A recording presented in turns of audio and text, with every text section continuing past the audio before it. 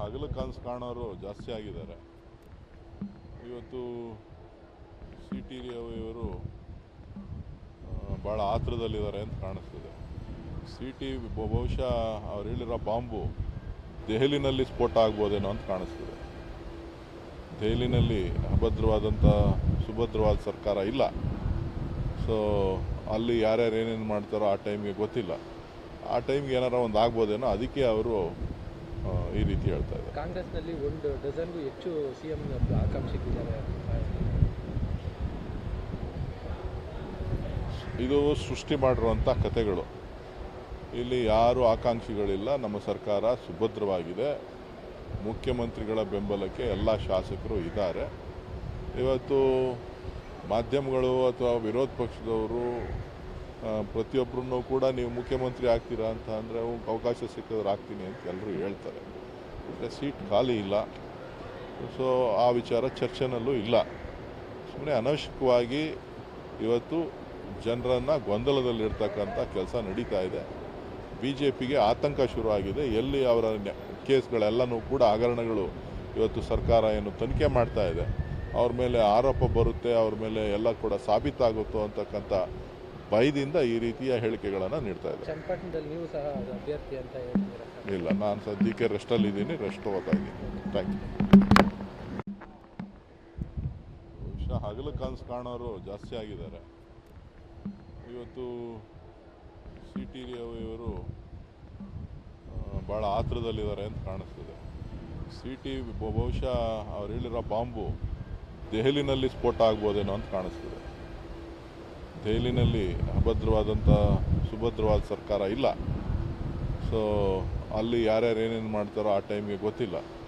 ಆ ಟೈಮ್ಗೆ ಏನಾರ ಒಂದು ಆಗ್ಬೋದೇನೋ, ಅದಕ್ಕೆ ಅವರು ಈ ರೀತಿ ಹೇಳ್ತಾ ಇದ್ದಾರೆ. ಕಾಂಗ್ರೆಸ್ನಲ್ಲಿ 1 ಡಜನ್ಗೂ ಹೆಚ್ಚು ಸಿಎಂ ಆಕಾಂಕ್ಷಿಗಳಿದ್ದಾರೆ. ಇದು ಸೃಷ್ಟಿ ಮಾಡಿರುವಂಥ ಕಥೆಗಳು. ಇಲ್ಲಿ ಯಾರು ಆಕಾಂಕ್ಷಿಗಳಿಲ್ಲ. ನಮ್ಮ ಸರ್ಕಾರ ಸುಭದ್ರವಾಗಿದೆ.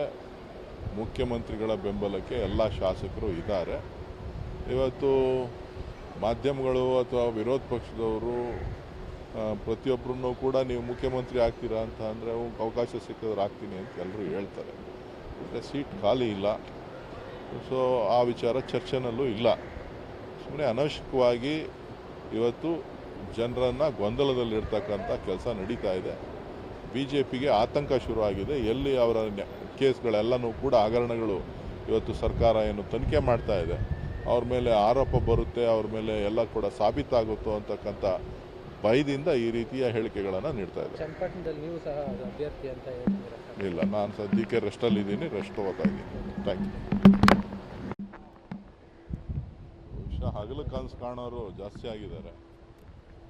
ಇವತ್ತು ಸಿ ಟಿ ರವಿಯವರು ಭಾಳ ಆತುರದಲ್ಲಿದ್ದಾರೆ ಅಂತ ಕಾಣಿಸ್ತಿದೆ. ಸಿ ಟಿ ಬಹುಶಃ ಅವ್ರು ಹೇಳಿರೋ ಬಾಂಬು ದೆಹಲಿನಲ್ಲಿ ಸ್ಫೋಟ ಆಗ್ಬೋದೇನೋ ಅಂತ ಕಾಣಿಸ್ತಿದೆ.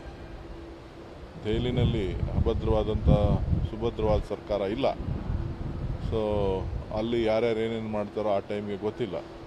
ಆ ಟೈಮ್ಗೆ ಏನಾರ ಒಂದು ಆಗ್ಬೋದೇನೋ, ಅದಕ್ಕೆ ಅವರು ಈ ರೀತಿ ಹೇಳ್ತಾ ಇದ್ದಾರೆ. ಕಾಂಗ್ರೆಸ್ನಲ್ಲಿ 1 ಡಜನ್ಗೂ ಹೆಚ್ಚು ಸಿಎಂ ಆಕಾಂಕ್ಷಿಗಳಿದ್ದಾರೆ. ಇದು ಸೃಷ್ಟಿ ಮಾಡಿರುವಂಥ ಕಥೆಗಳು. ಇಲ್ಲಿ ಯಾರು ಆಕಾಂಕ್ಷಿಗಳಿಲ್ಲ. ನಮ್ಮ ಸರ್ಕಾರ ಸುಭದ್ರವಾಗಿದೆ. ಮುಖ್ಯಮಂತ್ರಿಗಳ ಬೆಂಬಲಕ್ಕೆ ಎಲ್ಲ ಶಾಸಕರು ಇದ್ದಾರೆ. ಇವತ್ತು ಮಾಧ್ಯಮಗಳು ಅಥವಾ ವಿರೋಧ ಪಕ್ಷದವರು ಪ್ರತಿಯೊಬ್ಬರನ್ನು ಕೂಡ ನೀವು ಮುಖ್ಯಮಂತ್ರಿ ಆಗ್ತೀರಾ ಅಂತ ಅಂದರೆ ಅವಕಾಶ ಸಿಕ್ಕಿದ್ರೆ ಆಗ್ತೀನಿ ಅಂತ ಎಲ್ಲರೂ ಹೇಳ್ತಾರೆ. ಸೀಟ್ ಖಾಲಿ ಇಲ್ಲ. ಸೊ ಆ ವಿಚಾರ ಚರ್ಚೆನಲ್ಲೂ ಇಲ್ಲ. ಸುಮ್ಮನೆ ಅನವಶ್ಯಕವಾಗಿ ಇವತ್ತು ಜನರನ್ನು ಗೊಂದಲದಲ್ಲಿರ್ತಕ್ಕಂಥ ಕೆಲಸ ನಡೀತಾ ಇದೆ. BJPಗೆ ಆತಂಕ ಶುರುವಾಗಿದೆ. ಎಲ್ಲಿ ಅವರ ಕೇಸ್ಗಳೆಲ್ಲನೂ ಕೂಡ ಹಗರಣಗಳು ಇವತ್ತು ಸರ್ಕಾರ ಏನು ತನಿಖೆ ಮಾಡ್ತಾ ಇದೆ, ಅವ್ರ ಮೇಲೆ ಆರೋಪ ಬರುತ್ತೆ, ಅವ್ರ ಮೇಲೆ ಎಲ್ಲ ಕೂಡ ಸಾಬೀತಾಗುತ್ತೋ ಅಂತಕ್ಕಂಥ ಭಯದಿಂದ ಈ ರೀತಿಯ ಹೇಳಿಕೆಗಳನ್ನು ನೀಡ್ತಾ ಇದೆ. ಚನ್ನಪಟ್ಟಣದಲ್ಲಿ ನೀವು ಸಹ ಅಭ್ಯರ್ಥಿ ಅಂತ ಹೇಳ್ತೀರಾ? ಇಲ್ಲ, ನಾನು ಸದ್ಯಕ್ಕೆ ರೆಸ್ಟಲ್ಲಿದ್ದೀನಿ, ರೆಸ್ಟ್ ತಗೋತಾ ಇದ್ದೀನಿ. Thank you.